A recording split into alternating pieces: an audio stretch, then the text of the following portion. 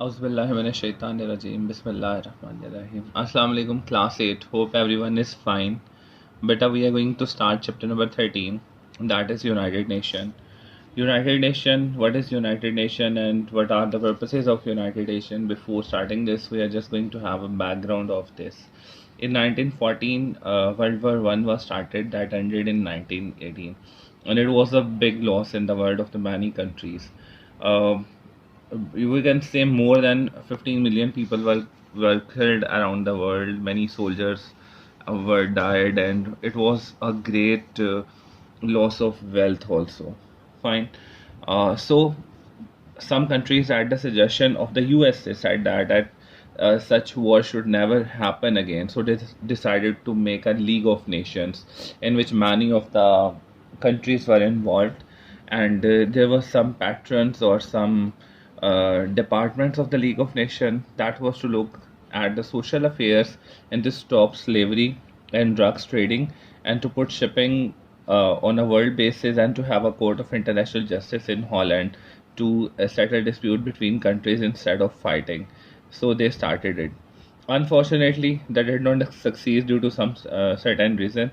And at the start of this in 1920s, only 63 nations just joined League of Nations, and many of the nations like USA never joined it. And many of the nations just disagree with it that they don't want to be the part of this sort of this. Dear student, they failed completely to stop World War II, which was broke out just after 20 years of the World War One has ended. So some of its department, like the Court of International Justice, was very good. So it is still the part of the new that league that they made, the United Nations, and it was made in 1946. This organization recognized that in order to be successful its mission, it needed the support of the world's powerful nation. So many of the powerful nations are actually the part of this. 192, 193 countries are the part of this United Nations, and almost every country or many of the countries are the part of this United Nation, and some of the countries which are mentioned over here, due to some particular reason, they are not the part of United Nation, and they are, I guess, some islands, etc. Fine. Let's talk about the structure of the United Nations. It has main five bodies. The first one is the General Assembly, and the second one is the Security Council, and the third one is the Secretariat, and the fourth one is the Economic and Social Council, and the last one is the International Court of Justice. That was the part of the League of Nations also. Dear students, let's talk about the General Assembly. It is the main body of the United Nations containing 193 member countries, and it doesn't matter if the country is big or the small. All the countries have one.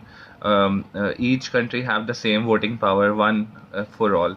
The General Assembly undertakes all major decisions and the decisions about issues that are raised for the consideration all over the world. The General Assembly meets annually in regular sessions, but sometime that the urgent sessions are also made. The Security Council is the most powerful body. You can say that it is the cabinet of the United Nations. It has five permanent members that are mentioned over here: China, Russia, France, USA, and the UK. Because these countries were the most involved in the World War II, they face a lot of trouble, and they even created a lot of trouble. Definitely, their people were also killed in this. And the 15 other members are elected by the General Assembly for 2 years, and they are chosen to represent all types of states like Africa, Asia, and five other members. The Security Council is the main driving body of the United Nations. It puts up ideas which have to be approved by the General Assembly. If the matter is urgent, like war or any other example, special meeting of the General Assembly is called. The decision of the Security Council are binding on all UN members. It means which they have decided it is compulsory to be followed by everyone. The Secretariat carries out the substantive and administrative work in the United Nations, which are directed by the General Assembly and the Security Council and the other nations and the other organs. Um, At its head is Secretary General, who provides overall administrative guidance. The UN Prime Minister, and it is a tradition that he's chosen from one of the smaller country, because he's not going to be chosen from the members which are already in the previous mentioned, that is Security Council, to any as far as possible, and those which are not closely linked to the any of the major powerful or political statement. It does not have any connection or any relation with the superpowers which are already mentioned in the previous pages.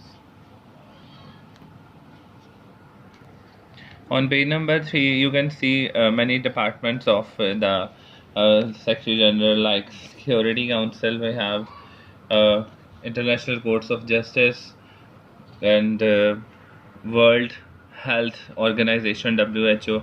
All these are, we are talking about, they are the part of the General Assembly. They are the sub organizations. They are directly or indirectly related to the connected to the General Assembly. And Foods and Agriculture Organization (FAO), World Bank, and Children Fund (UNICEF), Civil Aviation (ICAO), Postal and Telecommunications, Meteorological Organization, Educational, Scientific and Culture Organization, and UNESCO.